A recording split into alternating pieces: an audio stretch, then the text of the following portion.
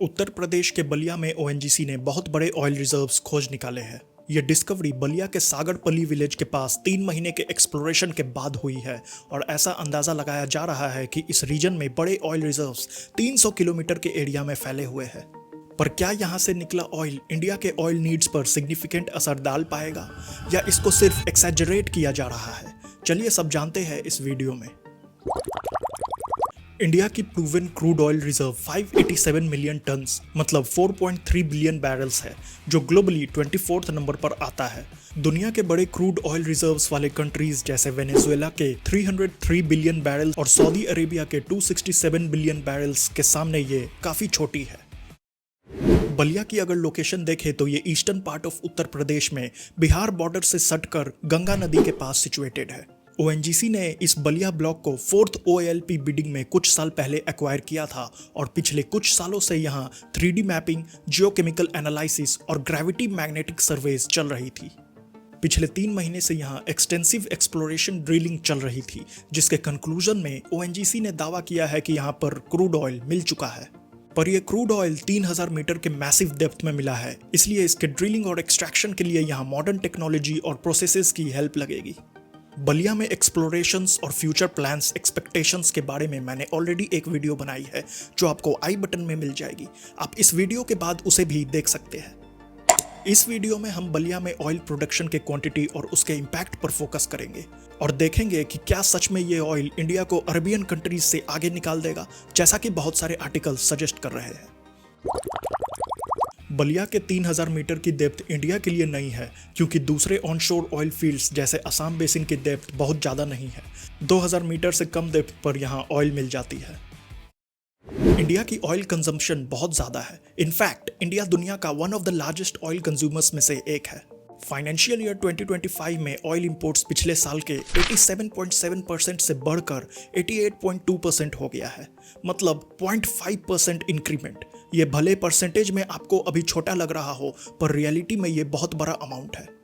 Oil import dependency के increase होने के पीछे 2 कारण हो सकते हैं। या तो इंडिया में ऑयल डिमांड्स बढ़ रहे हैं या इंडिया की डोमेस्टिक ऑयल प्रोडक्शन कम हो रही है।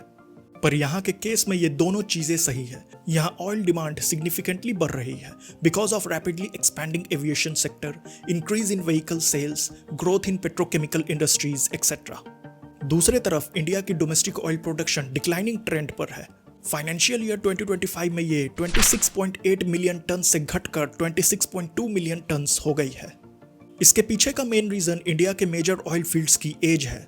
मुंबई हाई जैसे मेजर ऑयल फील्ड्स 50 साल से ज़्यादा वक्त से ऑयल प्रोड्यूस कर रहे हैं और इसलिए अब उनमें से ऑयल एक्सट्रैक्ट करना मुश्किल होते जा रहा है। पर मॉडर्न टेक्नोलॉजी और मेथड्स को यूज़ करके यहाँ एनहांस्ड ऑयल रिकवरी यूज़ करने की प्लानिंग की जा रही है, जिसके बारे में मैंने डिटेल में एक वीडियो में बताया है। ये वीडियो आपको आई बटन में मिल जाएगा। इन दोनों वजह से इंडिया की ऑयल इंपोर्ट पिछले साल के 213.4 मिलियन टन से बढ़कर 219.9 मिलियन टन हो गई है और इसके वजह से year on year gross oil import bill 3% से बढ़कर $124.7 बिलियन पहुंच गया है। दुनिया की deepest onshore oil field China का यूजिन 33 है, जिसकी डेप्थ 9400 मीटर्स है। यूएसए के टेक्सास में भी कई सारे ऑनशोर ऑयल फील्ड्स हैं जो काफ़ी डेप्थ में लोकेटेड है। इन सब के सामने बलिया की डेप्थ बहुत ही कम है। अब उत्तर प्रदेश के ऑयल प्रोडक्शन के इम्पैक्ट को ईजिली समझने के लिए हम कुछ फिगर्स को देखते हैं। आसानी से समझने के लिए हम इन फिगर्स को राउंडेड फिगर्स में लेते हैं तो इंडिया की total crude oil import approx 220 million turns है और डोमेस्टिक प्रोडक्शन सिर्फ 25 मिलियन टन्स है। इस हिसाब से इंडिया की total consumption 245 million turns per year हो गई। करेंट सिनेरियो को अगर कंसिडर करें तो इंडिया को अपने ऑयल इंपोर्ट्स को पूरी तरह से एरेडिकेट करने के लिए 220 मिलियन टन्स तक प्रोडक्शन को बढ़ाना पड़ेगा। तो क्या ये उत्तर प्रदेश के बलिया से ये पूरा हो जाएगा? वैसे तो अभी तक एस्टिमेटेड अमाउंट ऑफ ऑयल यहाँ पर पता नहीं लग पाया है, पर अगर 220 मिलियन टन्स के नीड को पूरा करना है तो इसको सच में एक्सेसिवली बड़ा ऑयल फील्ड होना पड़ेगा। और ध्यान रहे, हम सिर्फ 1 साल की बात कर रहे हैं। लॉन्ग टर्म तक सस्टेनेबल होने के लिए इसको एक्सेसिवली बड़ा होना चाहिए और दुनिया के सबसे बड़े ऑयल फील्ड से कम्पीट करना चाहिए। अगर ये फील्ड इतना ही बड़ा है तो इतने दिनों से हमें मिल क्यों नहीं रहा था, या फिर ये इतना बड़ा है ही नहीं इसलिए खोजने में मुश्किलें आई। इसके बारे में आगे जानेंगे, पर उससे पहले वीडियो को एक लाइक देके सब्सक्राइब जरूर कर लीजिएगा। साथ में अगर आप चाहे तो मुझे सपोर्ट करने के लिए सुपर चैट्स के थ्रू हेल्प भी कर सकते हैं। दुनिया का सबसे बड़ा ऑयल फील्ड सऊदी अरेबिया का गवार है, जिसकी डेली प्रोडक्शन 4 मिलियन बैरल्स के करीब है। ये ईस्टर्न सऊदी अरेबिया में 8400 स्क्वायर किलोमीटर एरिया में फैला है और इसको सऊदी अरामको ने 1948 में डिस्कवर किया था। देखो, यूपी के बलिया में जो ऑयल मिला है ये खुद कितना बड़ा है, इसके ऊपर तो अभी तक कोई रिपोर्ट सामने नहीं आई है, पर इससे ये अंदाजा लगाया जा रहा है कि ये 300 किलोमीटर में फैले एक ऑयल बेल्ट का पार्ट है, जिसमें डिफरेंट प्लेसेस पर ऑयल ड्रिलिंग करके ऑयल एक्सट्रैक्ट किया जा सकेगा। ये 300 किलोमीटर एरिया काफी बड़ा साइज है, जो बलिया के सागरपल्ली से प्रयागराज के फफमाऊ तक फैला हुआ है, और फ्यूचर में ये पॉसिबिलिटीज है कि इस बेल्ट में और जगह पर भी क्रूड ऑयल खोज निकाला जाएगा। पर फिलहाल सिर्फ बलिया के सागरपल्ली में ऑयल मिलने की कंफर्मेशन हुई है, जिसके लिए ओएनजीसी यहां लैंड लीज पर ले रही है।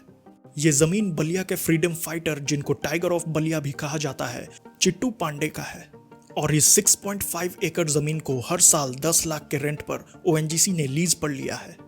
इस एरिया में ऑयल मिलने से बहुत सारे पॉजिटिव इफेक्ट्स तो होंगे ही। फील्ड डेवलपमेंट की वजह से लोगों को एम्प्लॉयमेंट मिलेगी, किसानों की जमीन की प्राइस बढ़ जाएगी, और फ्यूचर में शायद ओएनजीसी इन जमीनों को एक्वायर भी कर सकता है। साथ में इस रीजन में ओवरऑल डेवलपमेंट भी होगी। पर यह कहना कि यहाँ की ऑयल से इंडिया अरब देशों से आगे चला जाएगा, ये थोड़ा एग्जैजरेटेड स्टेटमेंट है, क्योंकि अभी तक कोई रिपोर्ट ऐसा दावा नहीं करती है। बल्कि ओएनजीसी और ऑयल इंडिया के रिपोर्ट के हिसाब से 2030 तक इंडिया के डोमेस्टिक ऑयल प्रोडक्शन में भारी गिरावट आ सकती है। इंडियन गवर्नमेंट के 2015 के प्लानिंग के हिसाब से 2022 तक इंडिया की ऑयल डिपेंडेंसी को कम करके 67% करना था, पर ऐसा नहीं हो पाया क्योंकि ये इतना ईजी नहीं है। पर इसका सॉल्यूशन क्या है, और क्या ये नए ऑयल फील्ड्स वेस्ट है? इंडिपेंडेंस से पहले इंडिया की सबसे बड़ी oil operator company Burma oil company थी। वहीं इंडिपेंडेंस के बाद इंडिया की पहली ऑयल डिस्कवरी 1953 में नहरकटिया में असम ऑयल कंपनी ने किया था। कोई भी ऑयल फील्ड छोटा हो या बड़ा वेस्ट नहीं हो सकता है, क्योंकि ये इंडिया के डोमेस्टिक प्रोडक्शन में कुछ ना कुछ कंट्रीब्यूट जरूर करते हैं। देखो, एक बात समझ लो, इंडिया के ऑयल को अरब देशों से कंपेयर करने की जरूरत ही नहीं है। हमारा एम ये होना चाहिए कि कैसे इंडिया की ऑयल इंपोर्ट्स को कम किया जा सके। हमें ऑयल एक्सपोर्टर नहीं बनना है, हमें ऑयल ड्रिवन इकोनॉमी बनने की ज़रूरत नहीं है। हमारा फोकस बस इस बात पर होना चाहिए कि इंडिया की ऑयल डिपेंडेंसी को कैसे कम किया जाए, जिससे ऑयल मार्केट वोलेटिलिटी की वजह से इंडियन इकोनॉमी को कम से कम इम्पैक्ट पड़े। इसके लिए हम किसी एक ऑयल फील्ड पर डिपेंडेंट नहीं रह सकते हैं। हमें नए ऑयल एक्सप्लोरेशंस करते हुए पुराने ऑयल फील्ड से एफिशिएंटली ऑयल एक्सट्रैक्ट करने की ज़रूरत है। नए टेक्नोलॉजी और ग्लोबल पार्टनरशिप के साथ पुराने ऑयल फील्ड्स की रिकवरी और कंटिन्यूअस ऑयल फील्ड्स की खोज से ही ऑयल डिपेंडेंसी को कम किया जा सकता है। साथ में गवर्नमेंट नई पॉलिसीज जैसे oil field amendment bill, NELP, OALP bidding etcetera के थ्रू ऑयल एक्सप्लोरेशन को ईजी बनाने के लिए काम कर रही है। साथ में इलेक्ट्रिक व्हीकल प्रमोशन, बायोफ्यूल्स और अल्टरनेटिव फ्यूल ऑप्शन से भी ऑयल इंपोर्ट्स को कम किया जा सकता है। नए ऑयल फील्ड्स जैसे अशोकनगर, वेस्ट बंगाल, बिहार, बलिया एक्सेट्रा को एफिशिएंटली एक्सट्रैक्ट करने की ज़रूरत है, और जितना हो सके उतने प्रोसेसेस को फास्टली करने से इंडिया की ऑयल डिपेंडेंसी कम की जा सकती है। ऑयल एंड गैस डिस्कवरी से रिलेटेड मैंने प्लेलिस्ट बनाई है, जो आपको एंड स्क्रीन पर मिल जाएगी। ऑयल इंपोर्ट को कम करने के लिए इंडिया अपने पेट्रोल में एथेनॉल मिक्स करता है। इसकी शुरुआत 2003 में हुई थी, जब 5% एथेनॉल ब्लेंड किया जाता था। 2030 तक इंडिया एथेनॉल ब्लेंडिंग को 20% तक ले जाने की प्लानिंग कर रहा है, और करेंटली 19.6% ब्लेंडिंग ऑलरेडी अचीव कर चुका है। एथेनॉल ब्लेंडिंग प्रोग्राम की वजह से 544 lakh metric tonne CO2 emission कम हुई है। साथ में एथेनॉल प्रोडक्शन को बढ़ाने के लिए ऑयल कंपनीज 2024 में 1.45 लाख करोड़ रुपए एथेनॉल डिस्टिलाइजर्स को पे कर रहे हैं, और 80,000 करोड़ फार्मर्स को, जिससे रूरल इकोनॉमी को बूस्ट मिल रहा है।